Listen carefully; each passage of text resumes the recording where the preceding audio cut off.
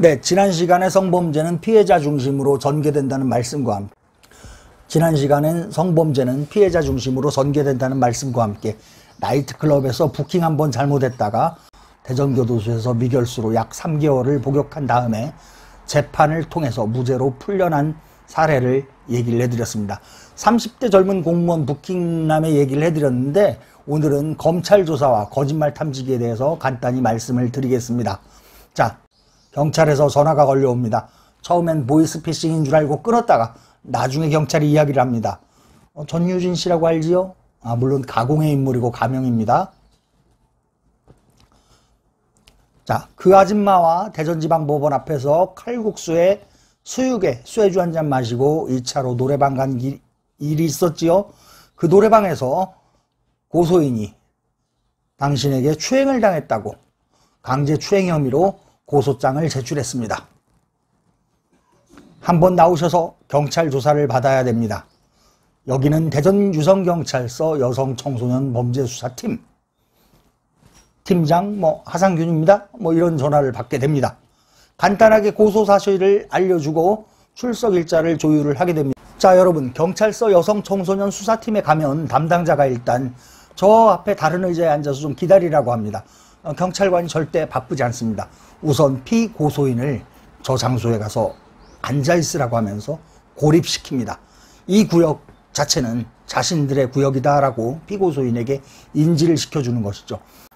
5분에서 10분, 심지어는 20, 30분을 멜없이 기다리게 한 다음 이 자리로 오세요 라고 불러서 조사를 합니다.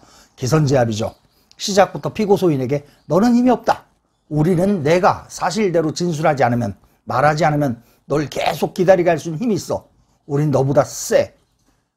피고소인에게 위력을 보여주고 고소사실을 알려주고 조사를 시작합니다. 왜? 이쯤 되면 피고소인은 멘탈이 붕괴됩니다. 고소인이 고소한 내용이 너무 나를 올가매려고 너무 세게 고소를 한 거예요. 너무 세게 고소장이 작성됐어요. 게다가 조사관은 이미 고소인이 낸 고소장을 보고 첫눈에 보고 흠뻑 빠져버렸습니다. 첫인상이 굉장히 중요하잖아요. 조사관은 그게 진실인 줄 압니다. 피고소인은 내가 아무리 기억을 해보려고 해도 고소인에게 그렇게까지 한 기억이 없어요. 왜? 진실이 아니기 때문에.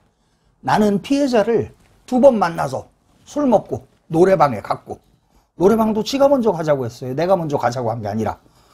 그런데 난 술 기운에 따라간 거거든요. 평상시에 저는 또 이상형이 따로 있습니다. 못생긴 고소인이 고소장에다가 평상시 나를 좋아해서 추근대던 피고소인은 이날 나를 추행하려고 마음먹고 나에게 술을 많이 먹게 한 다음에 노래방에 데리고 가자고 해서 나를 몇 회 추행했다, 이런 식으로 고소장에 써있는데,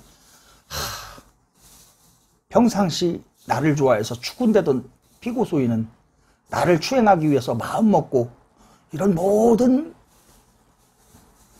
시나리오를 짜서 노래방으로 끌고 가서 추행했다는 사실. 피고소인은 안타깝기 그지없습니다. 이쯤 되면 혼란스럽습니다. 짜증이 납니다. 내가 왜 그 여자랑 술을 먹어서 이 지경이 됐는지 내 자신이 원망스럽고 내 자신이 한심스럽습니다. 그러나 시간은 이미 흘렀고 사실관계는 벌어졌기 때문에 뒤늦은 후에는 소용이 없습니다. 문답이 시작되고 경찰관은 질문을 하고 내가 대답을 하면서 타이핑이 시작됩니다. 경찰 조서는 단문장답의 원칙으로 받습니다. 경찰관이 짧게 물어보고 피고소인이 나는 길게 대답을 해도 상관이 없습니다. 그런데 너무 길게 대답하면 내 대답이 꼬입니다. 열심히 말을 했는데 경찰이 조서에 안 적어요. 경찰이 조서에 안 적으면 아무 의미가 없잖아요. 내 주장을 아무도 읽어볼 사람이 없으니까. 내가 말이 꼬이면 경찰관은 그 틈을 타서 나에게 강하게 접근해 옵니다. 유도신문을 하고 자존심을 건드리기도 하고 다그치기도 하고 억압하기도 합니다. 그 틈을 비집고 짜증을 내거나 슬쩍 떠보기도 합니다.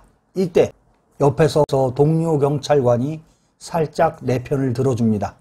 아니 노래방에서 탬버린 치고 놀다가 보면 이렇게 부딪힐 수도 있는 거, 손으로 가슴 같은 데가 부딪힐 수도 있고, 나를 살짝 거들어주는 신용을 합니다.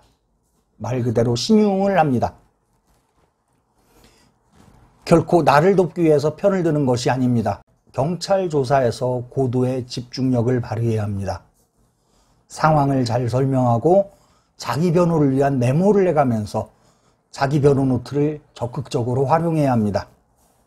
조사는 어떤 사실이 있었는지에 대한 사실에 대한 조사지, 경찰관의 의견에 대해서 내가 반박을 하거나 경찰관의 의견에 대해서 논쟁을 피하거나 경찰관의 의견과 같이 싸우는 그런 조사가 아닙니다. 절대로. 말이 길면 꼬일 수가 있습니다. 경찰이 물어봅니다. 탬버린을 치다가 고소인의 가슴을 만졌나요?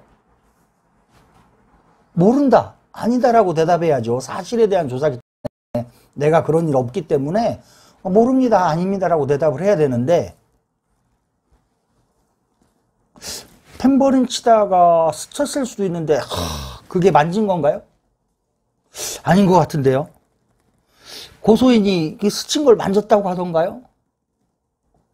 고소인이 그렇게 생각하면 또 그럴 수도 있겠는데요. 그 만진 거라고 해야 되는, 이렇게 길게 뭐 중언부언하고 하다 보면은 설명이 불확실하고 불명확한 부분에서는 경찰관이 집중적으로 다그치고 다시 묻고 다시 묻고를 합니다. 집중적으로 반복해서 다시 묻게 됩니다. 이때 옆에 앉은 경찰이 도와주는 것처럼 거들어줍니다. 그냥 탬버린 치다가 만진 것 같다, 미안하다라고 사과 한마디 하고 하면은 벌을 안 받을 것 같은데, 그 말을 믿고 그렇게 갈까 하다가 진술조서에 그렇게 적어버리면 훅 가버립니다.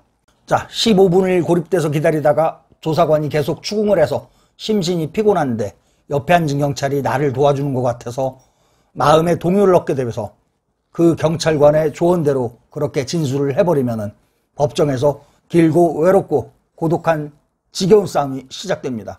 사실관계를 묻는 질문에 대해서 팩트만 가지고 짧고 굵게 내 상황을 설명하시길 바라겠습니다. 정확하게 답변하시고 가급적이면 변호사와 동석해서 경찰 조사에 임하시길 바라겠습니다. 만약에 가정 형편, 경제적인 형편 때문에 경찰서에 변호사를 동석시키기가 어렵다고 한다면은 적어도 사전에 경찰서에 방문하셔서 고소인이 제출한 고소장을 열람복사 신청하셔가지고 고소 내용이 정확히 뭔지는 읽어보고 어떤 식으로 고소했는지를 알아보고 경찰서에 출석하시길 바라겠습니다. 고소장 열람복사하는 방법은 저에게 전화로 물어보시면 제가 친절히 답을 해드리겠습니다. 고소장을 열람복사해서 저에게 가지고 오시면 제가 변호사를 선임하지 않더라도 제가 아는 범위 내에서 친절하게 상담을 해드리겠습니다. 믿고 따라와 주시기 바라겠습니다. 여러분의 말씀에 귀를 기울여 드리겠습니다. 지역도 상관이 없습니다. 시간도 상관이 없습니다. 자, 여러분께서도 잘 알고 계시겠지만은 성범죄는 별다른 증거가 없습니다. 증거에는 물증과 인증이 있는데 물증은 거의 없어요. 왜? 당사자 둘만 있는 상태에서 범죄가 벌어졌기 때문이죠. 인증, 인적 증거, 즉 피해자의 진술만이 피해자에게 유리한 증거로 채택돼서 활용되어지게 됩니다. 피해자는 고소장에 성추행을 당했다고 주장하지만 가해자는 결코 그런 사실이 없습니다. 수사관은 답답합니다. 누구 말을 믿어야 할지. 이때 담당 수사관은 카드를 하나 꺼내듭니다. 별다른 증거도 없이 피해자의 말만 듣고 수사를 하기에 너무 갑갑하다 보니 피고소인에게 당신 거짓말 탐지기 조사를 한번 받아봐라. 폴리그래프 검사라고 하는데 필드에서는 쉽게 우리 당사자들, 경찰관이나 뭐 관련된 사람들은 탐지기 태운다라는 용어를 씁니다. 피해자가 유죄라는 확신을 갖고 수사를 하고 밀어붙이기 위해서 거짓말 탐지기를 제안하게 되는데, 그러면 사람들이 많이 물어봐요. 거짓말 탐지기 해야 됩니까? 말아야 됩니까? 결론은 거짓말 탐지기 꼭 해야 됩니다. 거짓말 탐지기는 보통 핵심적인 질문을 3가지에서 5가지 정도 물어봅니다. 같은 질문인데 그냥 반복해서 문구만 바꿔서 물어보는 거예요. 당신이 피해자의 가슴을 만졌나요? 당신이 피해자의 가슴을 주물렀나요? 당신이 오른손으로 피해자의 왼쪽 가슴을 만졌나요? 당신이 오른손으로 피해자의 왼쪽 가슴을 만졌나요? 당신이 오른손으로 피해자의 왼쪽 가슴을 주물렀나요? 비슷비슷한 내용이죠. 삑삑삑. 거짓말 탐지기는 호흡, 심장 박동 수, 혈압의 변화 등을 통해서 거짓인지 진실 반응인지 그리고 판단이 불가능한 판단 불가인지 그 결과를 내놓습니다.